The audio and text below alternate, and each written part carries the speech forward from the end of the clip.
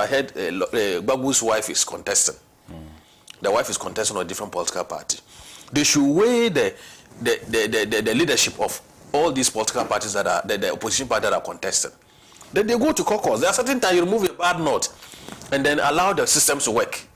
And so they should come together and support only one political party to go against him. And I'm telling you, with all their rigging machinery, he may not win. But unfortunately, they are also greedy. They are greedy in the sense that there are times, my brother, you must make compromises. And I have always believed that when you leading people and you think that there are other more efficient person who could do the job, and that is when you come together and take a decisive decision and unite behind the person and move the front. Because if they don't remove him, look, another person who will come after him when he dies, the person will perpetuate the same thing. For example, look, if he dies on the seat, his party will continue to be in power. Yeah. Which means that they will continue to cut down the progress of even the growth of the country because they have that monarchical thinking in their mind. And so, Bawku and all those other, what do you call them, opposition guys, should come together and look at these opposition people. Look, we are coming for you to lead us, not because we want your political party. We don't share ideology. But for now, we are sharing the same ideology. That was what they used to take away this gentleman, Yahya Jammeh. If you remember, Amara Barrow was not a better candidate. But the opposition parties thought that for us to floor this gentleman, we could have to bring our way together and support him to go. At that time, he was a businessman. He has some cash. And so they rallied. Look at what he's also doing there. So I can't even fathom what kind of leadership are we doing. Can't they even send our people to leadership training so that they could have that level of leadership and they have the love for the people? If you are eating less and I'm eating and other people eating, will I care about what any of you eats? But if one person takes all the food and eating and you are not eating and he's not eating, definitely we will definitely want to know what you are eating. Yes. And so for African leaders, one thing for sure we must do is that at least development is a right, it's not a privilege. And then democratic processes that we think to ensuring us or to providing us a vehicle to achieve the developmental processes should be one that is holistic in nature and supported by everyone. And so for me, my advice is that they must come together as oppositions and unite behind one person. Right. And they must push that. Once they push that, you realize that he himself will come to realize that you can't just, even if he wins, he will be steady. Thank you very much. If you're just joining us, this is the morning show, Good Morning Africa, the Wednesday edition.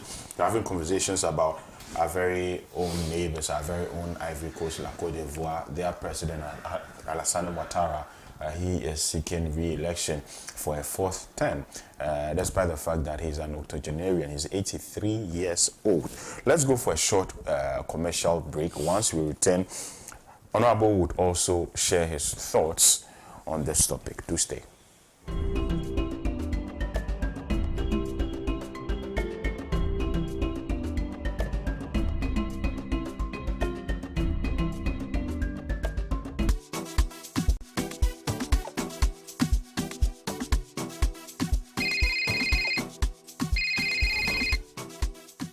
Hello, Madam Bola. How are you and how is Lagos? Kwame, Lagos Day. How is Accra? Accra is fine. We can't complain. Are my fabrics on the way? Yes, I hope my money is also on the way. As we speak, my accountant is sending money to you and others at GCB. Money don't enter.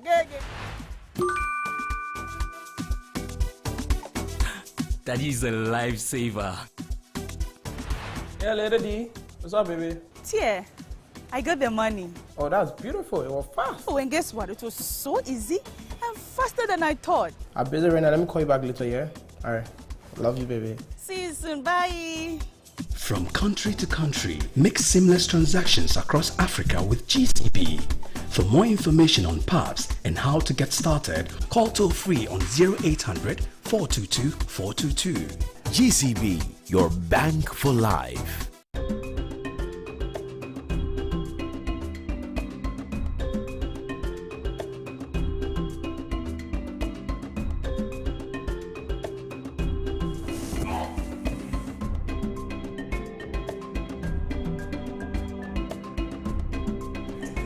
Right. Welcome back. Yes, of course. Make sure you always choose GCB. Let me quickly go to Honorable. Let me also find out what his thoughts are on developments in Ivory Coast. Alassane Ouattara seeking a 4th term in office. Yes. Thank you very much. Yes, and good morning once again to the people of Yendi, and then good morning to the cherished viewers this morning, and then good morning to my senior brother, Doc, and your good self. I think Doc has digested the topic. As for African leaders, the least said about them, the better. We all aspire to lead, and we are all leaders in our own small ways. And these are people we look up to, and we try to emulate their good examples, not every example they set.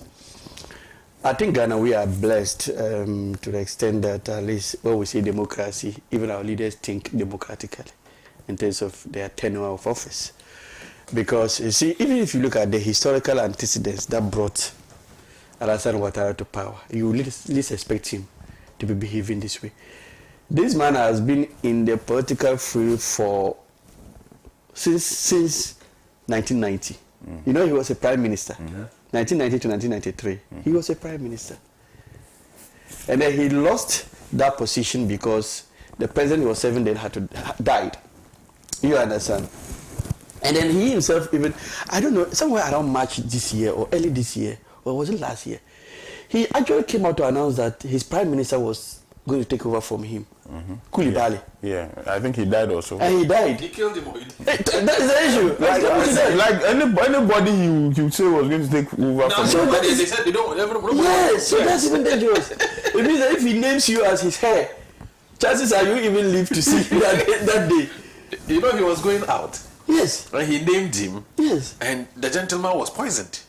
And then he came back. No, crazy. It's crazy.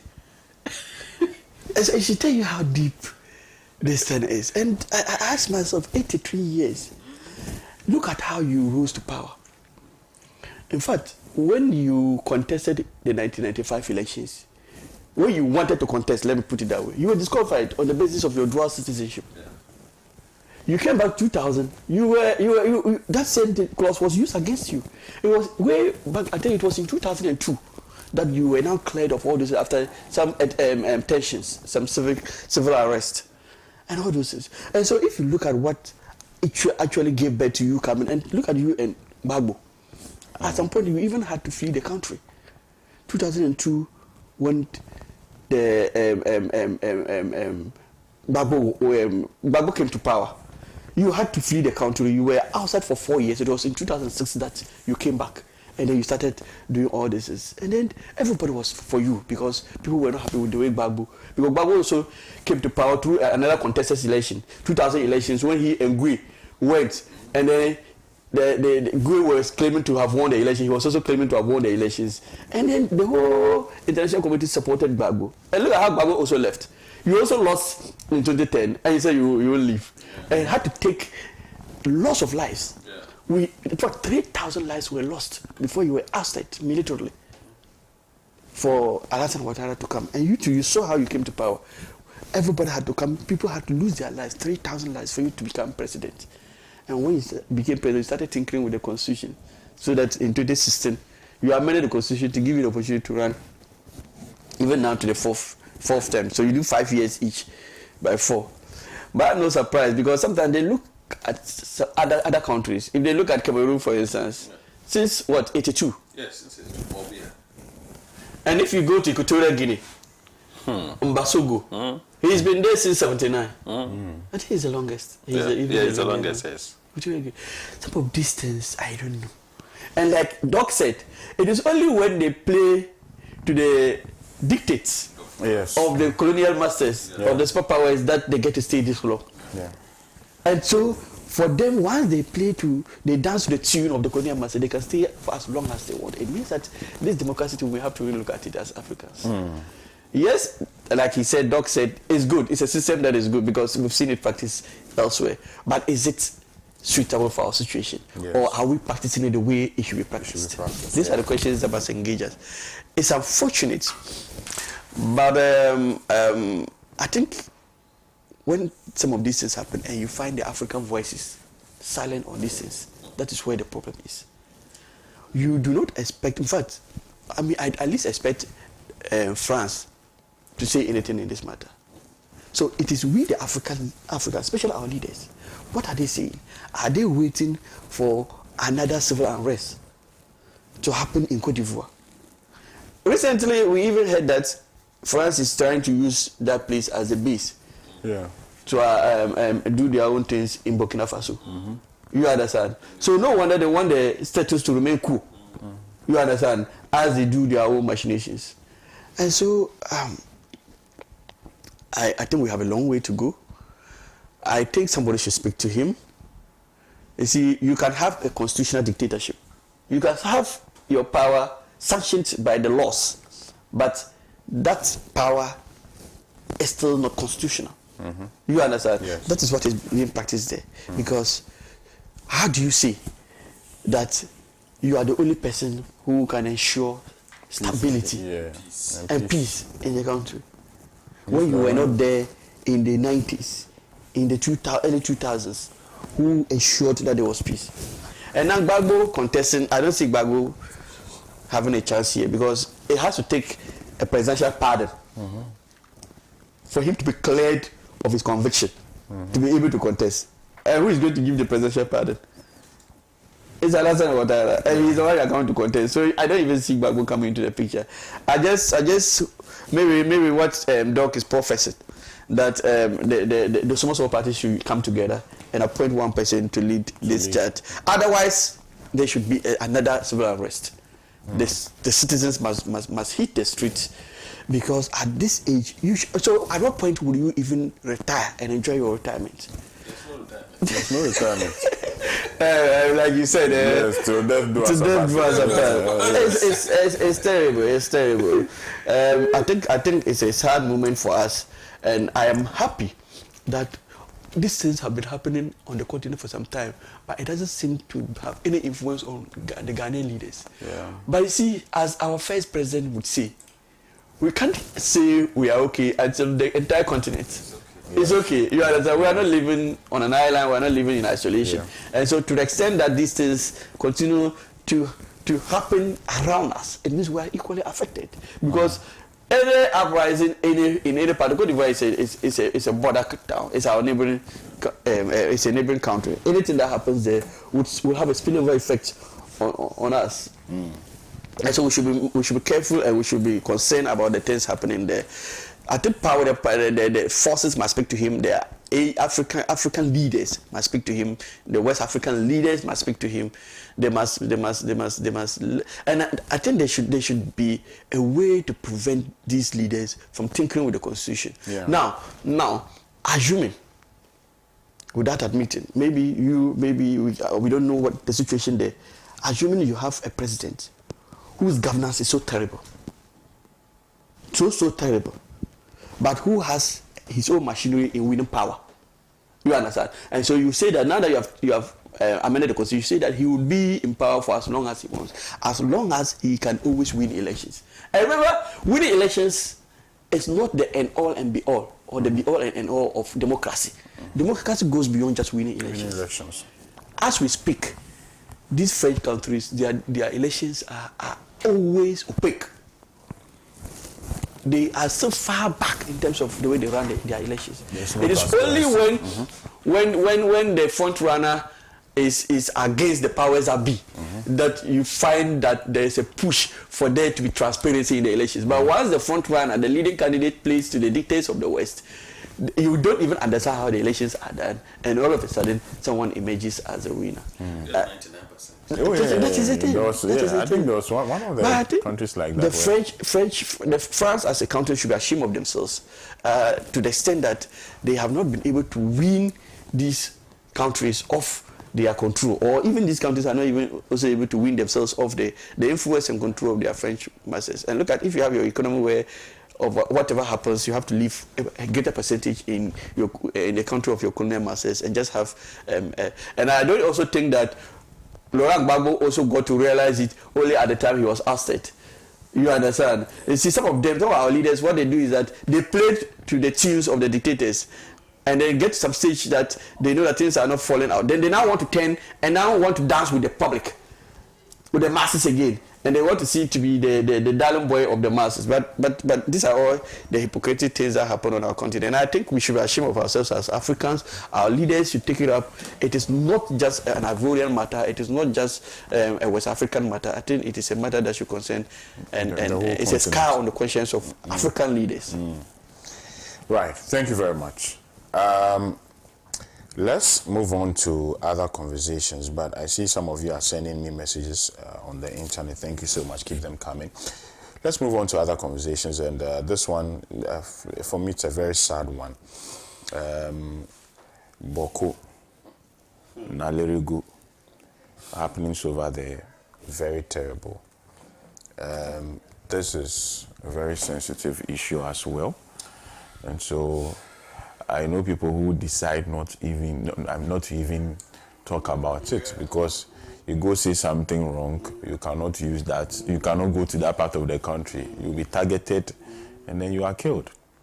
But these are serious issues, and regardless, we need to talk about them. I feel that we have over-pampered the situation. I mean, we treat it with kids' gloves, and we try to massage the situation in order not to offend certain people.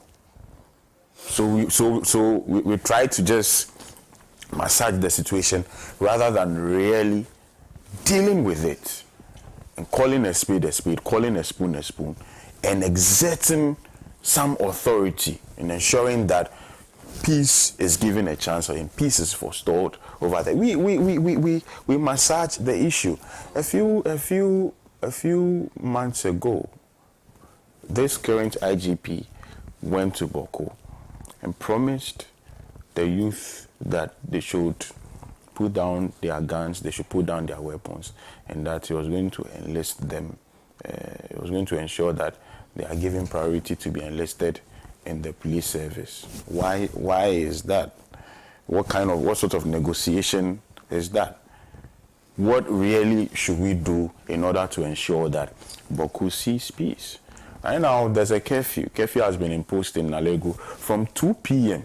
to 6 a.m. That is for 16 hours out of 24 hours. You have to be in the room. Of course, okay, economic activities will be hampered.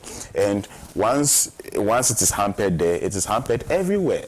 I'm sure that we cut certain goods from these parts of the country to other parts of the country, and vice versa. So we have a situation to deal with, but it appears it is political, and so we have more often than not massaged the egos of people in order not to in order not to offend them. I'm starting with you, Doc, once again on this particular topic. What do we do in order to ensure that once and for all peace is returned to Bawku and its surrounding communities? You have nailed it. You said it's a very sensitive issue. I went to take data with my boys in Wa, and we en route through Bolga, where I stayed for 2 days. Then I went to Tamale. I was supposed to leave in the night, and my wife started talking. No. I said no. That very day, I had received, the reports came that a car was stopped at Nalerigu, and 2 people were brought out and killed. Yeah. In fact, I got afraid. I was very afraid. So, fortunately, I got to Tamale safe, and I went home. And I begin to now rationalize how these things play out. But let's look at conflicts. And let's look at how to deal with some of these things. When we have different types of conflicts, but the basic 2 conflicts that I know, we have conflicts and we have armed conflict. The issue in Bawku is not conflict, that is armed conflict. Yeah. People who had gone behind the law got ammunitions which they should not have. Use these ammunitions to threaten the existence of other people. And so it worries me because we are from those parts. I'm from Tamale.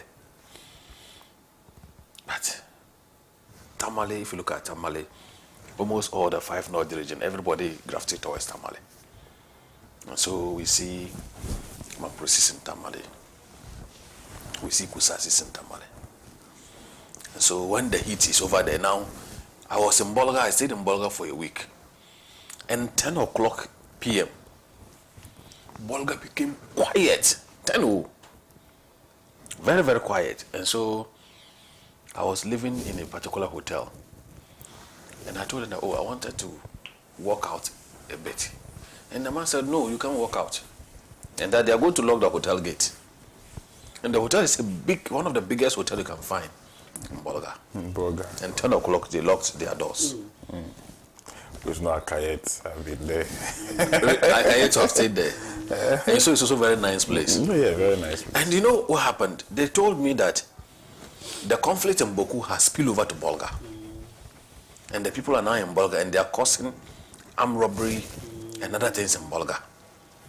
So you can understand that issues that happen in Bolga, in what do you call it, somewhere very far from Bolga, has now moved to Bolga. What about other places? And so if you look at the conflict, it became a very dicey situation where 2 tribes are fighting. Why are they fighting? What are they fighting for? It's about supremacy. And I've always maintained who is more supreme than the other. One group claimed that they are the first settlers of the people. They are the true owners of the people, the place. And that another group came into the picture because they were having conflict with other people. And they came to help them. And then they said, okay, since you have helped us, you can lord over us and rule us. That has been the narratives. But the question I keep asking is that, does it worth it? I am very careful not to create issues with respect to people's appetite. People take it very dear to their hearts. Yeah. So the question is, at what point in time can we have a win-win situation? Can what happened at Alavanya and Nkonya be applicable there? Because I've been there too. I got through. And you realize that the parcel of land they were fighting at Alavanya and Nkonya, that parcel of land has been left idle. And the people who were there were all evacuated. You see that the land is there, no one owns it.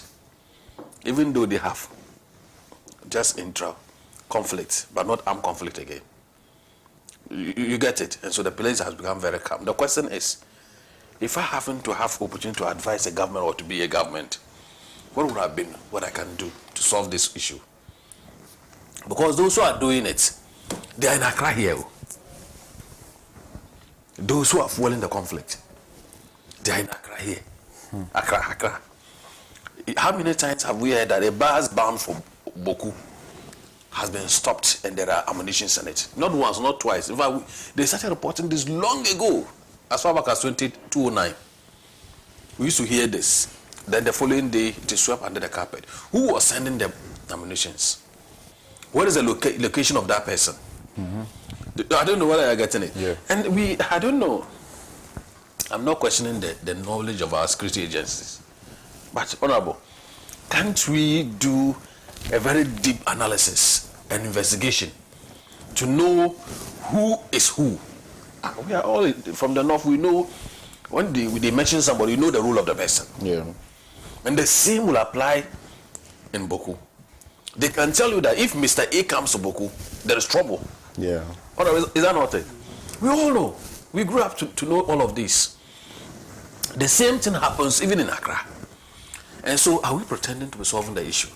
Because as for those who are internal, we have people who are there at Bawku. He has never even gone to Accra. I get in it. He doesn't even have a good TV in his room.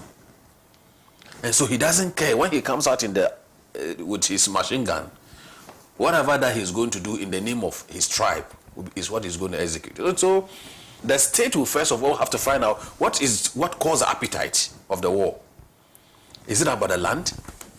Can we have a law that can, let's say, suppress people at that place? We should have a law of that nature. The state can even, by the I think the land law, the state can even say that no one should sell any land, and no one owns the land there. Or no, that can be done. You are a lawyer. Yeah, but the land ownership. Yes, northern part is a little different from. Yes. But I am thinking that we have compulsory acquisition. Compulsory acquisition, yes. The state could do that. So if it is about utility from the land, where someone will be a chief and have this, the state could have a compulsory acquisition. Right, that is one way. Because one of the issues that is fueling the thing is not about just conflict. It is about the utility that one drives from these conflicts. So how do we make it a disincentive for anybody who finds himself in that locality to be able to not enjoy the fruits or the exploit that he's getting? And now see what happened. Some of the people who were at Bawku, and they were also in one of the tribes, moved to Nalirugu. Yeah. I'm not getting how things are operating. Yeah. So they were all in Bawku. Now these issues have worked to understand that some people feel that, no, okay, let's move to our base.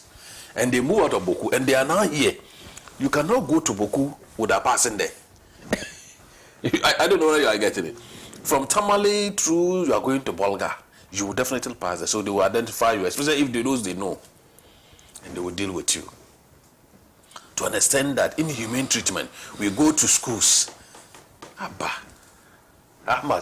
That transcends to students. And so for me, I will employ government to take a decisive action on this. By first of all identifying people who profit from this. Mm-hmm. And government should just close his eyes. And when you listen to the military leader, the man who is the chief of defense. When I listen to him, they are not just there to maintain peace. If you listen to, in fact, I was quite moved. They are to ensure peace. So maintaining peace is one thing, and ensuring peace is another thing. So they will enforce it, and enforcing it means that they will root out all those who are supposed to be the ones who create all those issues. And so for me, I am all for that. But the government must move step forward or step further by way of ensuring that all those who drive benefit from this war, these benefits should be curtailed. Mm-hmm. And we can do that. We can always send the CIDs and others to investigate. This person has an issue or he has a utility to drive from this, then we cut it off. When we begin to do that, brother, you realize that the people in the community will begin to know that, look, after all, it is not going to be profit to invest my money into this. But what do they get? And if it is about killing people, then become an armed robber, then you become a state enemy. Yeah. But you cannot hide under chieftaincy to disorganize lawful activities in a particular locality. And so for me, I don't want to support whether tribe A did what, tribe B did what. But whatever that you think that you can benefit from it, there are legitimate means you can do. You can go to court. Right? If you think that you have the right to this, go to court. And if the court should rule, let's allow peace to retain. And if it is about the resources, look at those who have died. Can the resources pay for those who are dead and gone? So for me, in terms of Bawku, government should take another approach. As I said, one, government should make it a disincentive for anybody who wants to profit from this war. And then two, government should think of even putting a moratorium on some of these sale of lands over there. Well, maybe that may be utility that they are driving, and that could continue to fuel this war. Thank you. Well, thank you very much, Doc, for that submission. Please, if you can get the tablet for WhatsApp messages, I'll be glad. But let me run you through some of the messages that we have received from Facebook. Currently, we are streaming live at www.facebook.com/Pan-African Television.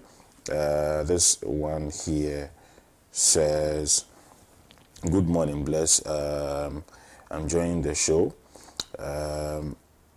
If you have a confused micro-minority desperately struggling to remain relevant in our political space, the only weapon will be endless press conferences where they get lost in their own data. These are the same people who once touted themselves as competent, yet under their watch, the economy sank so low, it was rated junk. Now that the economy has recovered to a B plus rating, they suddenly want to be seen as loud commentators with nothing but shadowy ideas. Ablade Fiekuma says, my greetings this morning goes to all the branch executives of NDC and the FIA constituency. Mano James says, Cameroonians and Ivorians are not angry enough to accommodate these dead walking old men. Hey, dead walking old men. I think it's a strong description of these African leaders. Good morning to all of you doing the watching as well. Again, we are streaming live on YouTube, and so if you're on YouTube, make sure you do well to join. As for YouTube media, you don't need to create an account unlike Facebook. You can just go there and then type in Pan African Television. We are streaming live there. Make sure you do well to join our stream. Doc, I'll still stay with you, by the way. Are you satisfied? I know you've proffered some solutions, but are you currently satisfied with the curfew that has been imposed, the measures or the steps that government is taking currently to ensure that there's peace over there? Are you satisfied with it? You see, curfews definitely are one of the surest ways to preserve life, because sometimes somebody who has power over you, has ammunition, gets you and gun the person down. And so what law agencies, if you look at security thinking, they bring out curfews just to give out sustainability, and at the same time for them to think out strategies as to what to do. So this is just a temporary measure. Now, what happens now is the severity of the curfew. That's where I think is very severe. But somebody will sit somewhere and say, oh, it served them well. But there may be innocent people in there who will be affected. And over there, it has already been determined that that is a ghost town. Yeah. Because over there, all the basic social amenities that they are supposed to enjoy, the provider of these services have moved away. Then we're using to have education. That's what's the last beret. Now education too is also been, it's also required to be salvaged. Yes, yeah. And so for me, the measures, these are interim, but the long-term measures is what some of the things that we're talking about. That if you find the utility out of what people do, then they will feel not be bonded to invest in those areas. You get that? And so the people in there, some of them may be suffering. For the temporary measure, I think that is good. And this time around, I wouldn't know how they will go with respect to they not just monitoring the script, but deal with the issue. Yesterday, I saw a video of somebody jumping on the social media. Like when the military catch somebody, the policeman, hopping like a frog. And someone said it's one of the towns, I'll mention the town. And I could see so many of them after curfew. So the issue is that you will still have people who go against that. But moral suasion works better. In part of this one, the moral suasion should be done in a way that these two feuding parties, how do we bring them to acceptability? Because I remember the president had gone to the two chiefs, right? One is an overlord, one is an area chief. So how do we deal with it? I think they need to be swift in dealing with that. But for the curfew, it is fine, because that is the way we can preserve lives. Look at how even the gang, I was supposed to go there to do something, I couldn't go. Because a bus was traveling, they accosted a bus and killed people. At the end of the day, the question, when you go to sleep, what have you benefited? The people you've killed, will they give you what you want? And so for the curfew, for me, in the team train, these are interim measures. I think that is okay. The severity, people are questioning that. and people are saying that they, for 16 hours, yeah. The 16 hours. No, but maybe people should do some introspection. They should sit down and ask themselves questions as to whether what we are doing is the right thing. God, those who are fueling that, as I said, the kingpins themselves are not there. They are not there, yeah. I get it. So they should do a holistic view of that, and then we should look at how to solve this as a long-term measure. Because Bawku used to be, those days when we were growing up, they used to call it Sankanse, where our people used to, if you want Tom Brown, proper Tom Brown, you get it from there. You want motorbikes, you get it from, you want cloths. It was a hub for... It was a hub for business. In fact, our parents used to go there and get some of these goods and services that were available. And people preferred to go there. It was like a border town. Today, what is happening there? It's not like it's a huge place. So for me, there's the supremacy of people putting their power of to whether I want dominance. Ghana itself is even controlled by the president. And so even if you live in your locality and you want dominance, why don't you think about the lives of other people? Yeah. And so for me, the curfew, I'm fine with it. Where some other people said the president should have consulted them, but I don't think in the unitary state of Ghana, you can sit at your corner and think that the president should come and tell you that he's going to implement. No, we don't do that. The president, pursuant to our constitution, is the commander-in-chief of the armed forces, and then let's call him the CEO of Ghana. Yeah. So you don't require the CEO to come and tell you that I want to do this, I want to do no. But they should deal with people who go against these laws. I think that is very important. Right. Currently, I think 3 students have lost their lives. 2 from, I think, the Nalerugu. 2 students and 1 from Bawku. 1 from Bawku. Well, and if and the Nalerugu one, he said, according to reports, people just went there to the school, the dormitory. Yeah, 2 guys. They went there and shot the person. Just fired. Yeah, they shot the person specifically. They shot the person specifically and fired and left. So in order they track the person. It's targeted. That is what I'm saying. You see, because of free SHS, and then people can move from one locality to another. I am thinking that their colleagues know that this person is from this tribe. Yes.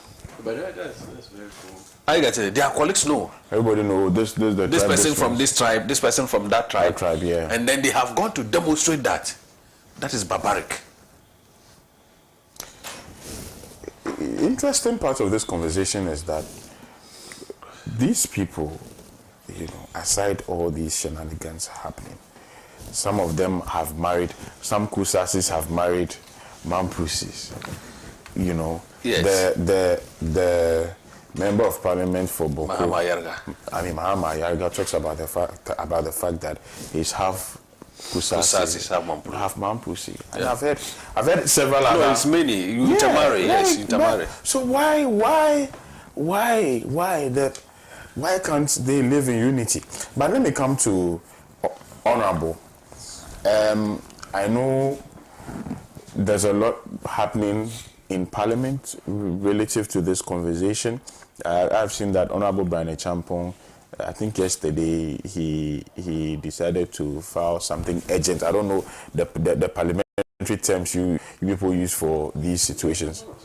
Yesterday, I started to record, but I didn't see him in Parliament yesterday. Okay. So I don't know. I probably think it is today that he intends. Okay. I'm seeing a story there like that. Brian demands protection for students in Bawku. Yeah. And I'm coming. Okay. Let me quickly look at the story. The story is on page 2.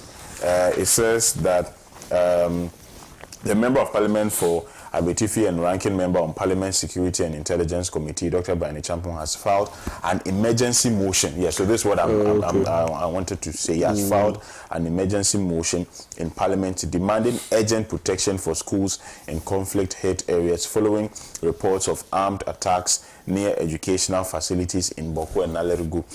In his motion filed on Tuesday, July 29, 2025, Dr. Champong urged Parliament to take immediate action to compel the state to establish what he called the National Educational Institution Protection Protocol, a structured security framework aimed at safeguarding pupils, teachers, and schools, infrastructure, and regions grappling with violence. I mean, the story goes on and on and on. I think it was filed yesterday. It was filed yesterday. So it's yet to be, whether it will be admitted and be allowed, so that he's allowed to move it on. Also, are there plans? I have quite a few questions. Are there plans to invite the Minister for the Interior, Defense Minister as well, to at least brief Parliament on happenings in Bawku? I think it is right knowledge. We all know what is going on, but would they be summoned to Parliament? It's been happening, and I think it's not far-fetched. I'm sure. See, some of this is the discussions would have been had behind the scene, and then before you see, then it comes out in the order paper announcing that this minister will be briefing the House. So I'm sure there would have been some discussions behind the scene because this is a serious issue. And sometimes what happens is that, because Parliament, our business is supposed to be public. And some of these things are security related. It's not everything that you discuss in public. They rather the minister meets the Defense and Interior Committee. So it is done at the committee level. You understand? So that one, the openness of it is, though it's also supposed to be public, but the openness of it is a bit limited. So they can hear a lot of things. There hasn't been, I've not seen a formal invitation to the Interior Minister to come, but I won't be surprised if in the coming days, though we just have this week, we'll be going on recess. I will not be surprised if in the coming days that have we'll have today, tomorrow, and then Friday to end this particular session.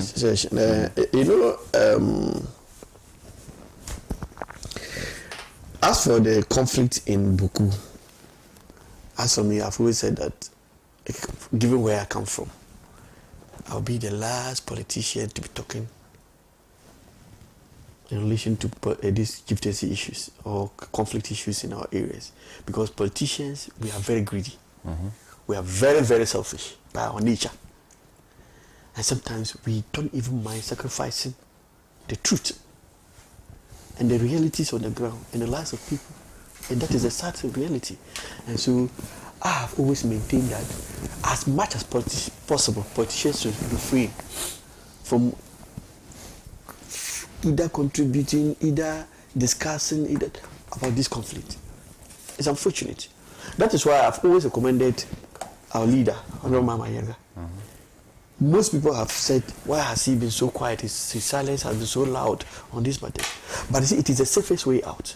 You remember in Yendi, when we had our share, our Interior Minister then, at the time, was Malik. Yeah. We had a Vice President.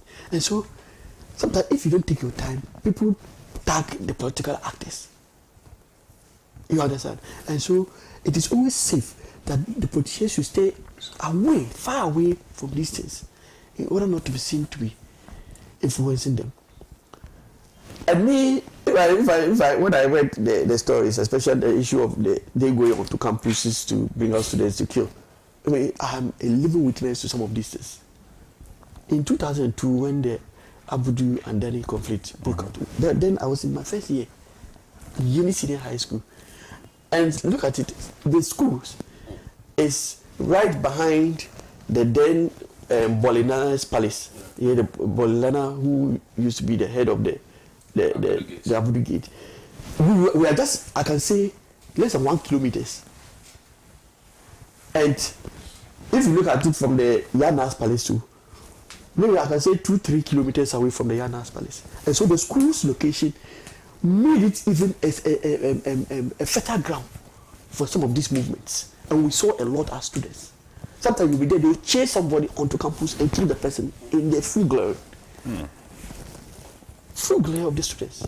Sometimes you are in dining hall, even moving from your room to the dining hall. It was like moving from Accra to Kumasi. That distance. Because the bullets were moving all around. So you have to go to the dining hall to be able to eat. So you take your bowl, you have to run to the dining hall. From the dining hall, run quickly. So it's something that some of us have seen, and we don't wish that on anybody.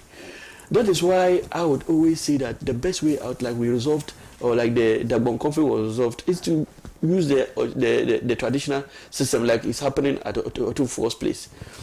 I am aware, and I've been following certain things. I've seen that both parties are giving into that mode of resolution. When they attend the meetings, they participate in the discussions and all those things. So that is the surest way to go about it. The question is, when are they finishing this? Because we do not have time. That is why, with the least opportunity I get, I call on government to find every means possible to source the Otumfuo-led mediation team to be able to fast-track the process. Why don't we fast-track that process and make sure that it brings financial to it? Because look, because we are political actors, today, if the president even decides to take this mode of resolution, another side will see an issue with that. Yeah. They'll see it as the NDC side of it. If MPP also try to advise on this mode of resolution, it will be seen as being a pro-MPP agenda. You understand? Or an MPP agenda. And so the political actors must stay away. Let's allow the Otumfuo mediation team to have full control over the system. Just that in so doing, there still has to be peace on the ground in the meantime. But you see, when you are even ensuring the peace, you must also still be able to support the mediation team to fast-track that process. Now, if you talk about the curfew, there's the severity of the curfew. Desperate times call for desperate. It's not today that there has been curfew in Bawku. Bawku has been under conflict for, under curfew for some time now. Yeah. And it has always been maybe, if not six and all those. When it is brought through to 6, it means that we are in different times. And it has to call for different measures. And so, I don't see anything wrong with this. I have seen people talk about the fact that there was no consultation, the NIA was not aware. Yes, those are things that can be worked out. And in reference to that system, I think they should also be able to have a quick way of consultation. Consultation is consultation. In fact, you can even take 5 minutes to consult somebody. Because they are not saying you should go and seek his advice. Once you inform him that this is going to be done, he's been consulted. Is that not it? In fact, sometimes consultation doesn't mean you should seek the buy-in, the approval, but let the person know that this is the step you are taking. But I am very sure that that measure was taken in the best interest of the people, especially in a situation where harmless people like students, very innocent ones, were killed. Because no one has even been able to say that students have been seen involved in this conflict. And so why would you even go to the campus, pull out a student and just shoot him like that? That is bizarre. And I want to, you see, and I've said this, look, Bawku, they have a golden opportunity today where their MP is the leader of government business. When they say government business, it's not a joke. In fact, I can even sit here and tell you that Honorable Mama Yega's position is far higher than ministerial position. He can do a lot. In some jurisdictions, the leader of government business is the Prime Minister. He's the Prime Minister. In fact, that is it. That is another name. So I ask myself, so with this opportunity, what are the people going to benefit in their current situation? I do think Mama Yega can do anything. I think Mama Yega can even send investors to Bawku as we speak. His house was burnt a few months ago. Now even our own people, workers who are posted there, they are refusing to go. Those who are there are running away. And so within this period that you have your MP occupying this privileged position, this very huge portfolio, you can't benefit anything from it. They can't bring any development to you. And all that is brought there is to help security, maintain security in the area. When this should not come at any huge cost. And so I feel they are shooting themselves in the foot. They better realize that they have a golden opportunity now to benefit from the majority leadership position of Mama Yega. if they allow this opportunity to slip by, then they would leave to regret it tomorrow. But the government should not relent in its effort to maintaining peace. And the government should also be seen to be very fair. Sometimes the whole this is about perception. You understand? It's all about perception. Let's deal with it as an issue. I sometimes ask myself, then if tomorrow, this is just one town, which we have not been able to handle for all these years. Assuming we have, out of the 16 regions, we have just one whole region being in this situation. It means that this our government cannot even, our security establishment cannot handle such a situation. Because I'm just wondering why even just one town, now they are following each other to Kumasi and killing each other there. Only God knows where the next victim will come from, because now they are trailing each other. And you know, we have them. Every community now you go, we have the Gomba chief there, Mamposi chief there, Kusasi chief. They have them around, so it's now very easy to identify. And they have functions, they have their ceremonies they do. So these are all issues that the government must pick up. When you have, for instance, Shama, I know we have Mamposi chief, we have Kusasi chief, we have all these. If you go to other Tema and all those things, if you have those things, then please, even if need be, we should start to engage those people, because the next phase might not be Bawku again. Might be another region. You understand? And so we have to take preventive measures towards addressing some of these things. Right. We'll still expand the conversation on that Bawku issue, but let's go for a short break. When we return, I'll look at some of the messages that you have shared with me. Then the other topics that we'll still discuss on the show. Do stay.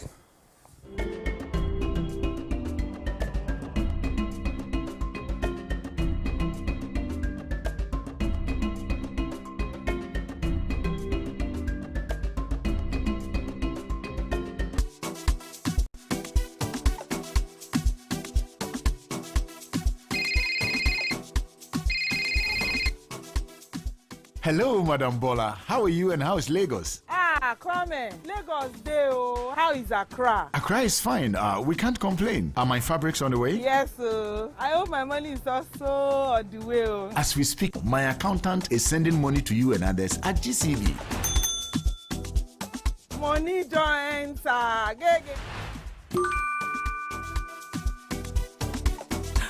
That is a lifesaver.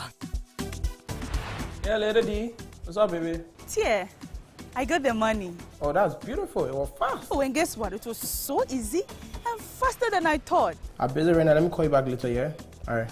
Love you, baby. See you soon. Bye. From country to country, make seamless transactions across Africa with GCB. For more information on PAPs and how to get started, call toll-free on 0800 422 422. GCB, your bank for life.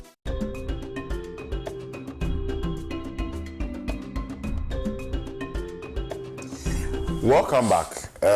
We are still having that conversation on Bawku, the Kusau Mamposi conflict. Unfortunately, I was there last year, and what I saw myself with my eyes, well, very, very, disheartening. There's a curfew. As for Bawku, he has experienced curfew for a very long time, and there are certain restrictions as well. So, for instance, you can't go about wearing the traditional apparel of the people of that area. You can't wear smoke there. You can't use a motorbike there. Yes. It's a whole lot happening. But let me get into some of the messages you have shared with me on WhatsApp. Good morning, Bless. This is John from Bawku. The country is governed with law, so when people break the law deliberately without being punished and prosecuted, this is what you see. All right. Thank you, John, for a message. Good morning, Bless. The AG and government should take action on the corruption scandalous persons of the previous government and stop the talk. We want the monies they stole retrieved and those involved jail. Atuna Armstrong from Bolga. Thank you, Atuna, for your message. This one says, good morning. The two students shot at Nalego SHS were not Mampusis or Kusasis. They were B-mobiles from Bunkurugu area. So this act was pure murder. Well, I cannot say that I cannot confirm, you know, but we'll see. I'm sure that the security would the Ghana Police Service in the course of the week would furnish us with more details on what transpired after concluding their investigations. This one also says that the Dagbon case should not be compared with the Mampusi Kusasis issue. The Dagbon case was intra-tribal, and the Mampusis and the Kusis is inter-tribal. Yeah, of course. This one here also says, good morning. Imposition of curfew in Bawku is not the antidote. The government should take the warmongers. You are mentioning names. Please, I can't mention people's names and say they are warmongers. I'm sorry. I'm not in that position. But I mean, of course, these are not my opinions. So these are someone's opinions. Emmanuel Habuka Bombade says, let us not allow the impression to be created that the people of Bawku have not talked peace. They did. Please check the 2001 dialogue outcome and communique of all groups. What no one is talking about is the government's use of political power from 2021 to 2024 to enforce chieftaincy in Bawku, beginning with an illegal escapement in February 2023. Those events extend the conflict beyond Bawku to Nalegu. For the first time, the conflict assumed the expanded scope of Nairi versus Kusal because political power made it so. Chieftaincy as a source of contestation had been dealt with in its finality. That is why Naba Azoka Bugrago II had been paramount chief for over 40 years. We are where we are because of an injustice that lacks the will to address the injustice in the first place. All right, it's a long, very long message, but I'll end it here. I'll read other ones. Samuel from Kumasi says that tsunami alert, can you announce it? BBC News is showing it. Tsunami here is it here in Ghana? I'm sure it is. It's far from us. I mean, that does not say that it's not a relevant conversation, but it's a tsunami. But of course, news. When you are talking about news, you look at what is happening in your immediate surrounding first before you look at what is happening far away in not even in Africa, in another continent. But I understand you. I hope that those who are going to be the sufferers of this tsunami are well prepared for it, especially if they have been, well informed in advance. You know, that is just by the way. Samuel from Kumasi, thank you for your message, by the way. This one here says that, okay, some of your messages are very long, very long. Alhaji Hamza from Pig Farm says that, good morning, my brother. It is clear the MPP as a political party is in the stage of confusion and they are becoming irrelevant in the politics of Ghana. Ghana's economic management under the MPP was described as junk economy, simple, because they were borrowing recklessly and spending like there was no tomorrow. Today, under the leadership of President Mahama and the NDC, the economy is pointing in that direction and the evidence is out there for all to see. Thank you, Alhaji Hamza, for your message. I'll read two more. Then we can proceed to other conversations. It appears a lot of you are interested in happenings in the MPP and the minority in Parliament. The minority has no moral right to hold a press conference on a media budget they shamelessly boycotted. You can't abandon your duty and turn around to criticize what you refused to engage with. The actions are a betrayal of the people they represent. Ghana needs serious leaders, not political spectators with empty voices. Daniel Akpaliok from Sandema. We are pleading with both Kusasis and Mampusis to allow peace to rule. All right, thank you. Good morning, Bless, and your panelists. We need peace in Bawku, and whatever the government of the day will do in its capacity to restore the peace, I am for it. Anyway, what did the MPP government do when it was in power? I believe strongly that the MPP is solely behind some of the atrocities just to disturb the attention and the good work of the NDC in just 7 months. MPP never again. Danuru Wabiu inside Ward K in Tamale. Thank you for your message. This will be my last message. Big brother, please let us face realities. What is wrong with Bawku? Every single town has its problems, but we are all managing it. Why are they disgracing their chief and their people? They should always consult and discuss to resolve than what they are doing and killing innocent people. Mama Nancy sent this one. Thank you, Mama Nancy, for your message. Away from the conversation on Bawku, let us proceed to other discussions, right? So we are next going to look at the flag bearership race of the New Patriotic Party. If you pick some of the papers today, it says that it's pegging it at you buy the form for 100,000, then you file for 500,000. 600,000. Yes, so combined that's 600,000 cedis, or 6 billion old cedis. Yes, some of us still do remember. Some of us still do remember, right? But of course, we know some people who have come out to say that they are going to be contesting. I think yesterday, Honorable Kennedy Japan officially declared his intention to contest. We know there's. Is it Kennedy? Yeah, Ken. Okay. Yes. Kwabena Japan has also, he's come out to say that is the NPP's surest bet for the flag bearership race. And then there's Dr. Mahmoud Bawumia.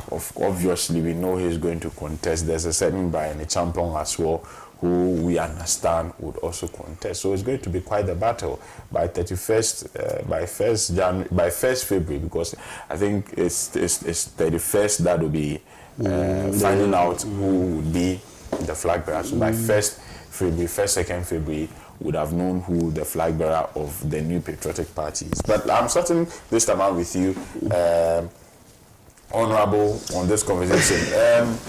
You look at the people in the... Because it's political, you are starting Of course, it's political. Well, Blaise, I think this is a race to nowhere. Why? I tell you, I don't know what is happening there, but I see, I can understand the associations. Just recently, the party headquarters even had issues paying their workers, and so they need money. 600,000 Ghana cedis. Well, to a party like NPP just recently came out of power, and who have a very checkered history when it comes to the way they handle corruption-related matters. Well, it's peanuts to them, but I feel it's high. But I asked myself, you are paying this huge sum, and you are going to even pay multiples of that as you go along the processes till that time of the election. I have to look at and delegates. I asked myself, where would that take you to? Because it's much ado about nothing. It's a race to nowhere.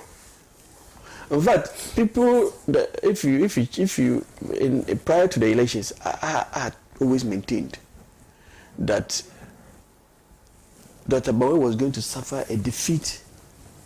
They will continue to hunt him for the rest of his political ambition. Because you see, he was found in a very difficult situation. He had led the management of the economy, and the economy had been so badly managed that at the latter stage of it, he wanted to now recuse himself from what had happened in the past. Somebody who had always touted himself as the key driver of all the innovations that had helped the economy in the way it was. And so, if you look at Bawumia's candidature cannot be a nightmare to NDC. Kennedy Japan's candidature will never be a nightmare to NDC. Brian Champong's candidature will not be a nightmare to NDC. Edichum's candidature will not be a nightmare to NDC. Kwabena Japan's candidature will obviously not be a nightmare to NDC. But NPP must necessarily have a flag bearer. So that is all I see happening now. It is a constitutional requirement, it's a vacuum that has to be filled. So they are only feeling a vacuum within their party structure. But it is taking them nowhere. No one, in fact, not even strong MPP members, unless the very hardcore ones, will look at what is happening in the economy today and so want to give an iota of attention to NPP. In fact, it will be the highest form of dishonesty for any Ghanaian to be tinkering with the idea of ever giving. Within 6 months, if you look at what has happened, we have reversed almost all the economic ills that we came to meet. And there's so much confidence that everybody now feels we are in better hands. In fact, recently, Musa Dankwa came out with a survey, and out of 16 regions, it was only in one region, Ashanti region, that majority, and that one he even qualified it. That majority of it's in he described it somewhere. It wasn't as in the numbers, but the majority with the voice in Ashanti. So it wasn't just majority in terms of numbers. So you ask yourself, 15 out of 16 regions, everybody now believing that we are headed in the right direction. And you think we can stop at this juncture to turn our back and say we are giving it back to MPP? Look, whether Bawku wins, whether whoever wins, we don't see anything happen. What I am telling them is that they are found in a very difficult situation because their most marketed candidate has been the most rejected candidate that Ghana has ever seen. And so you have them, the one they celebrate the most is the one that has been rejected by the highest, or in the highest form in the country. And so your best cannot even stand the test again. And so you are competing in that test. No wonder they are turning things around. And so you to establish the structures of the party. You have your branch elections done. You have your ward elections done. You have your constituency elections done. You have your regional elections done. You have your national elections. Then you come to the flag bearership. I see them now trying to either have it done in a reverse form. I don't know what is informing that, but whatever it is left to them. I don't even need to know. But all I want to say is that the country is in very safe hands now. We have seen 6 months of not even a single reported case of scandals. Not even a single scandal has been seen. If we were to be in Nanado Bawuya era, trust me, 6 months we would have witnessed no less than 6 scandals.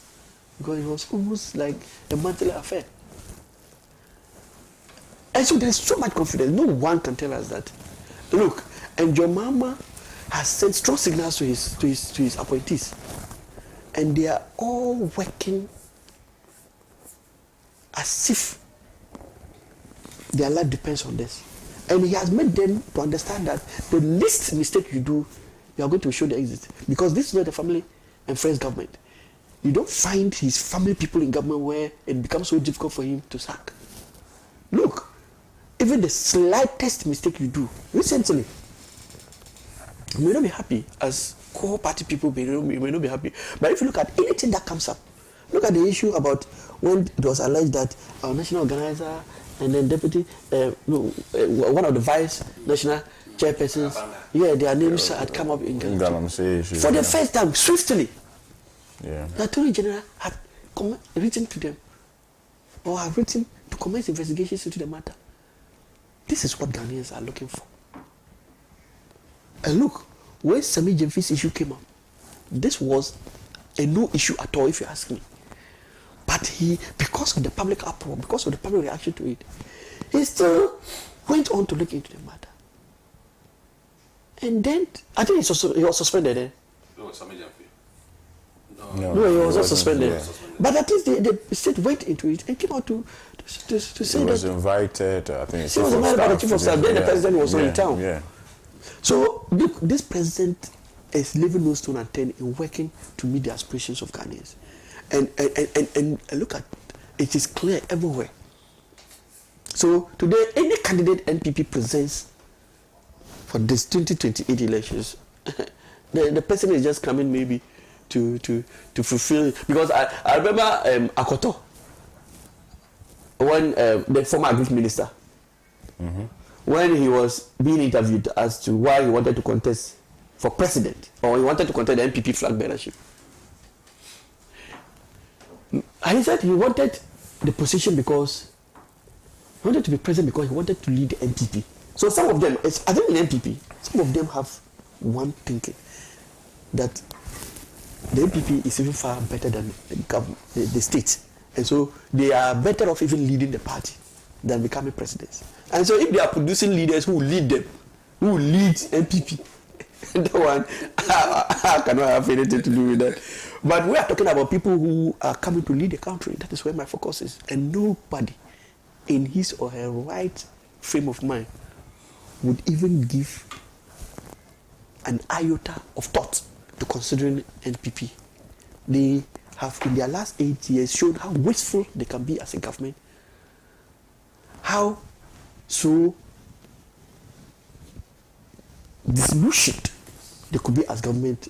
So there was no leadership, no direction, no sense of anything. It was just a country on autopilot.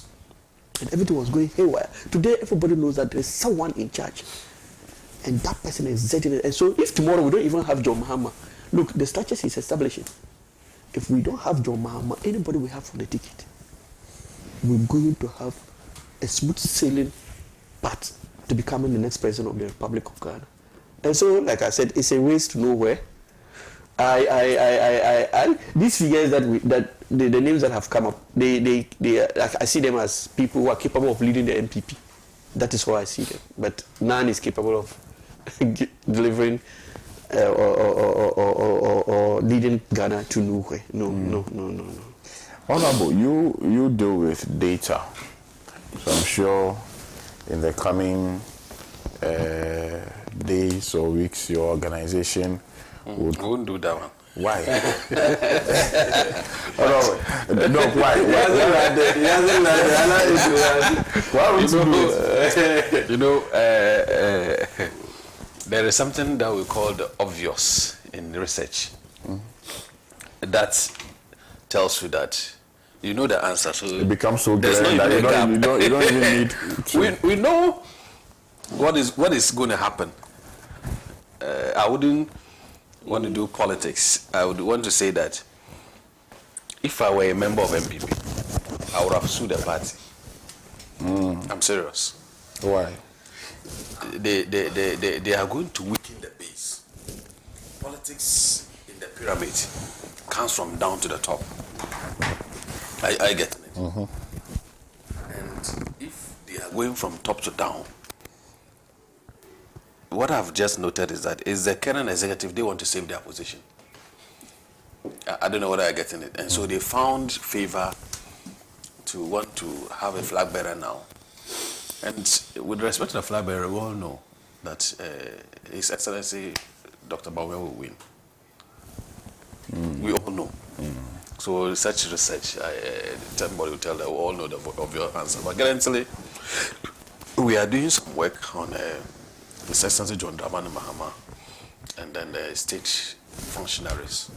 You know, when you have governance willing the way it is expected, you have to look at the nuances around it, the ineffectiveness of some of the government machineries in terms of the performance of the district assemblies, the performance of the some of the ministries. So we are currently doing some work. So I shared we're doing two forms of research. We're taking those online data, they're also taking doing face-to-face questionnaire. So that's what we're doing. But for this one, I will not do it. But for what is happening now, 600,000. It means that those of us who want to govern this country, we can't do politics. No, you can't. All of you, I don't have that money. And that is a fraction of what you need to even contest. It's just 600,000. So 600 times 6. 3.6 million. Wow. And and then the party executives will take it. They will use it as expenditure in the party and chop the money. No, but I think that it's arbitrary. I think that the EC should develop some regulatory framework. Otherwise, it will get to a point that people who are very good, they have leadership, they cannot get into political party leadership because you don't have the money. I remember when I was going for first leadership as a chairman of my union, students had to print my poster. It's not that I could not do that, but I didn't see the need to do that. I saw my poster everywhere, printed by my students.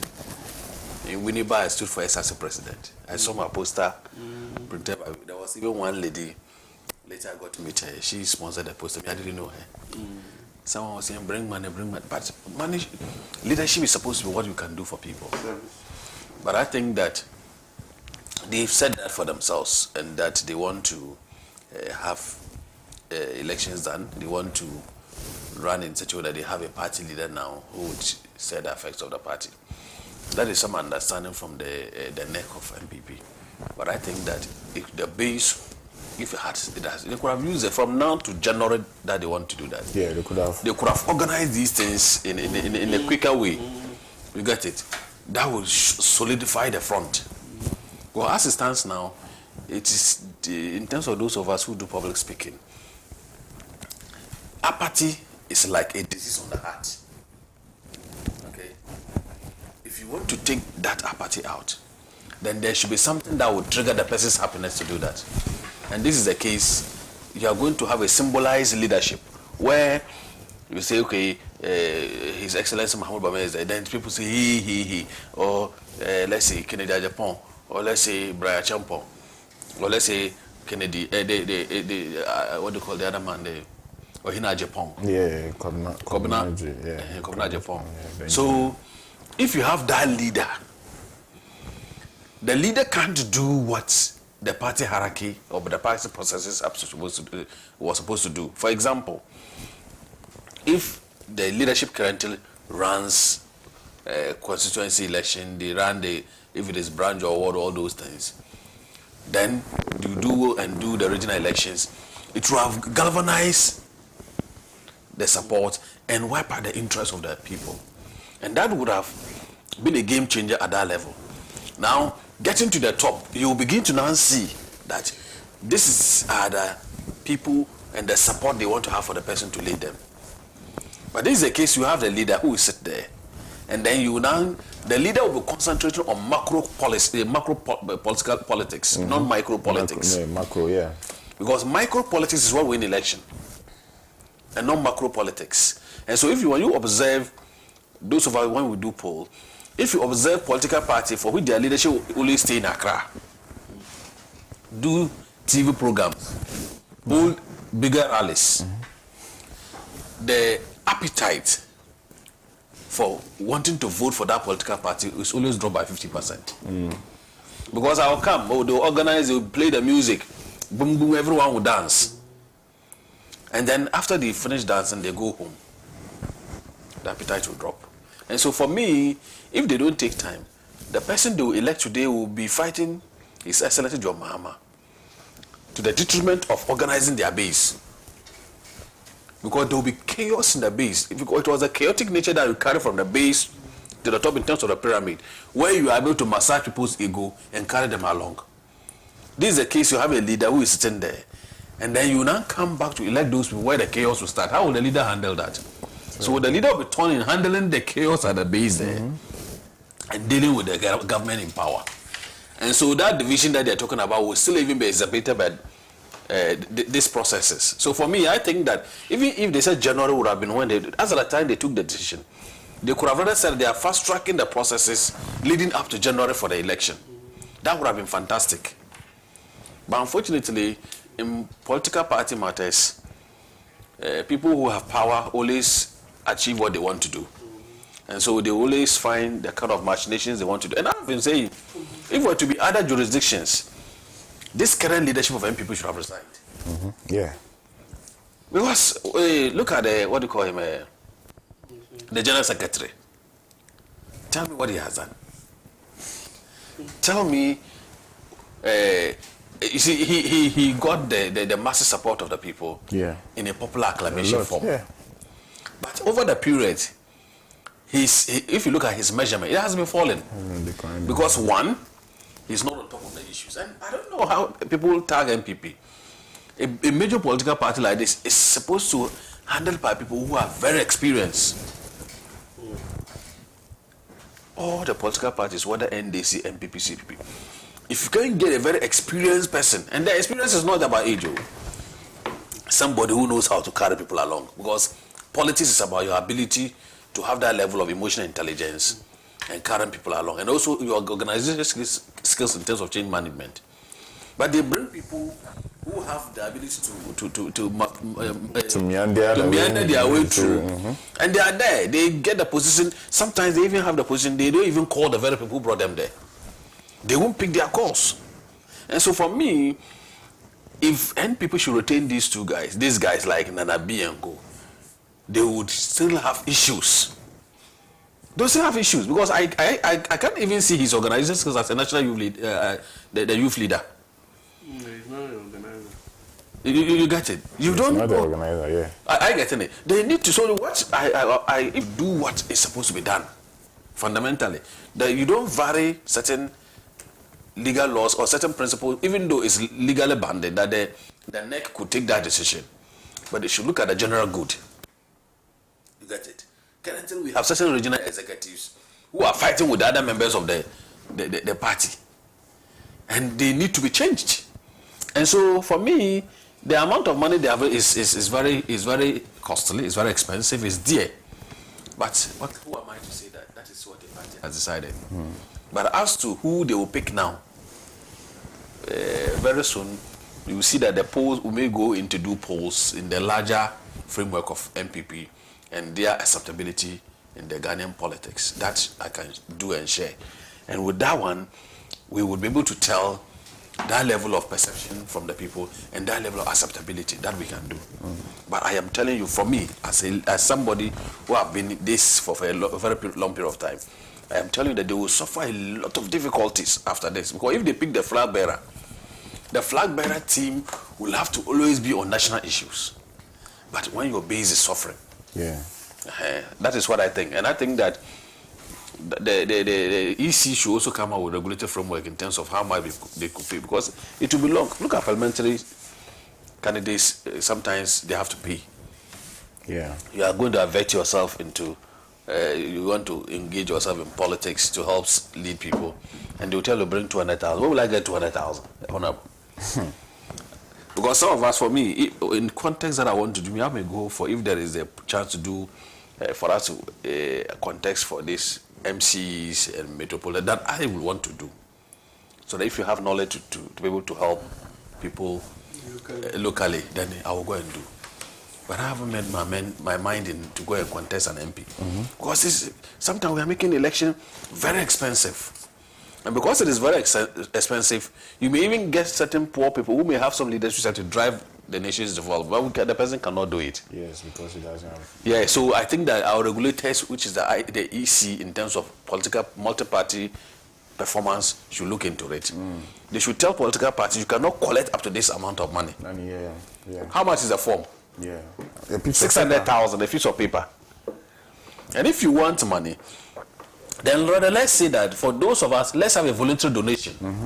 So that I could donate how much I can donate to help the party. Because if I want my party to win political power and I have money, I will support it. Yeah, exactly. So assuming all of them who didn't have money, and it is only the Bamuya and then Kereja Japan, what happens to the others? Somebody said that the money that they've been asked to pay is okay because they were involved in a lot of corrupt deals. But the money is still not coming. The money is still not coming to the state. The money is still going to them. It's because if it is that you want to it's a punishment for people to be able to maybe release some part of resources that they have wrongly acquired, then there should be another alternative that we could do. But as to whether, can you imagine 600,000? I don't know. Maybe you people have money, so I don't know. It's a lot of money. It's a lot, yeah. 600,000 can build you 2-bedroom too. Yeah. You get what? And These people we all know. We all know. In fact, 4 of them will not get 3%. No, I can tell you, we can look at the trend. We can look at the data. Normally, data and science speaks. 4 of them will not get 3%. The other one, 80%. But there will be somebody who will get 56%. That is just what I have been looking at the past data that they have. 4 of them, they won't get more than 3%. Each person will get some few numbers. Yeah. And then one person will get around 56%. Because you can, if you get 60% as an opposition, you are likely to get 47% of national vote. Yeah.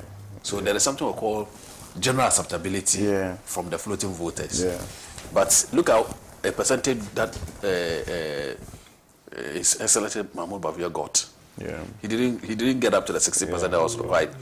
And then this time around, you not get 60%. Even with the establishment that happened the previous, he didn't get 60%. So this time around, the establishment is not behind. We have almost 40% of the people who were supporting him, or they were quiet, now supporting Kennedy Japan. That's true. And those people are quite very vociferous. They are the ones that have loud mouth, and they can speak. Sometimes I watch TikTok, or you see the way they are insulting him, and someone is calling him Obiba JK. Have you watched that video? Yeah, I've seen it. I get it. And this guy, one of the guys, when you read his mind, when you read his mind has something we call in psychology, a faulty mind that he will put on you. He will just cook something and drum it and it becomes true. Yeah. And that guy is supporting somebody else. And he's been talking, moving from one TV station. So for me, I'm not worried about that, but my worry is just about the money. The money, it's too much. And then in terms of advising the new patriotic party, I think that they need to look at their base. The current leadership is not helping. And then the people have heard they also want to come. They say Ajun Kasi or Ajun Kitua, whatever it is. They must look for, they must deliberately look for somebody, especially at the general secretary level.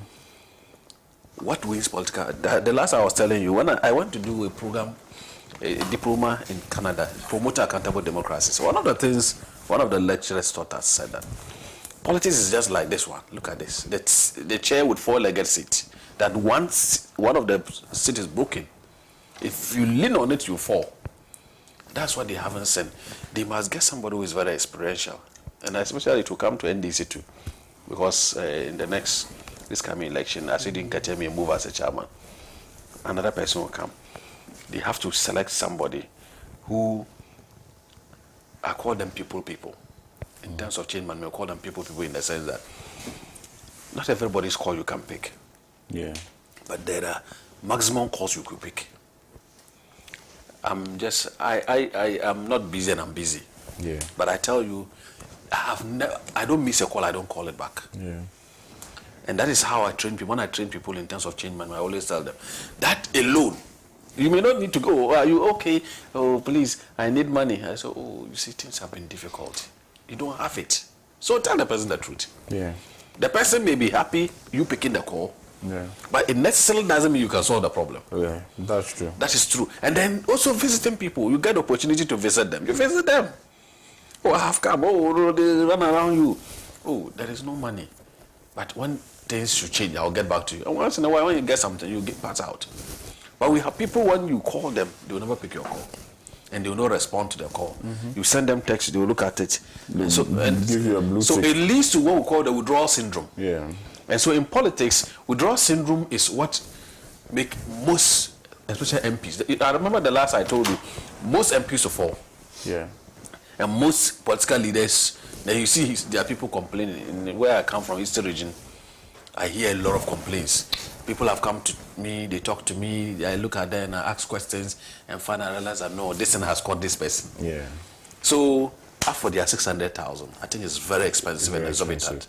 And then we must have regulation to keep those things. Otherwise, in future, I can't go and contest honorable. In future, there, by the time you want to contest like 2 million cities, the space at which it is moving. It's serious. Because I think it was 100,000. 100,000. Even that one, some of us thought it was exorbitant. And then the 200 and now 600. 600,000. Yeah. 600. Yeah. Well, our time is up. We need to go. Thank you so much, Honorable. Thank you, Doc, and thank you to our cherished viewers, those of you who send messages through WhatsApp and Facebook. But I have received a lot of messages. Let me see if I can read a few before I go. This one here says that minority caucus in parliament shouldn't criticize finance minister and President John Mahama as to whether the economy is good, is in good condition or not, because same MPP minority caucus destroyed the economy and abandoned it now. Money matters and inflation of the economy is stable now, thanks to Minister of Finance, Honorable Kisel Ato-Forsen. All right, thank you. Good morning, sir. MPP must stop shedding crocodile tears for Bawku because they are the originators of the conflict. JM was right to blame MPP for their role in the conflict by appointing a rival chief to oppose the incumbent, just as they did in Dagbon, resulting in the murder of the overlord and 40 members of his family. Beware of MPP, they foment trouble and turn around to cry wolf. The crisis in Bawku is politically motivated by the merchants of war who use conflict to destabilize the state. The missing ammunition under MPP can be linked with the gun violence in Bawku, HEADMAN and Kwenta, Kumasi et al. All right, thank you. This one here says, good morning, blessed. I want to extend my special greetings to the panel, especially my honorable MP for Yendi. In fact, the party that has failed woefully by finding it difficult to run and manage the country as expected of Ghanaians will never be able to manage their affairs, will never be able to manage its own affairs. The party, the leadership lack common spirits, not knowing this should have been the time to unite and forge ahead. Idrisu Hadi Sofo send this one. Thank you, Idrisu. Bless, please, can you ask counsel for us that can he help us get our jobs back? We have over 40 contract staff GRA that have been sacked from since February of last year. We are at home suffering. Please help us. Sedinam from who sent this one. February of last year.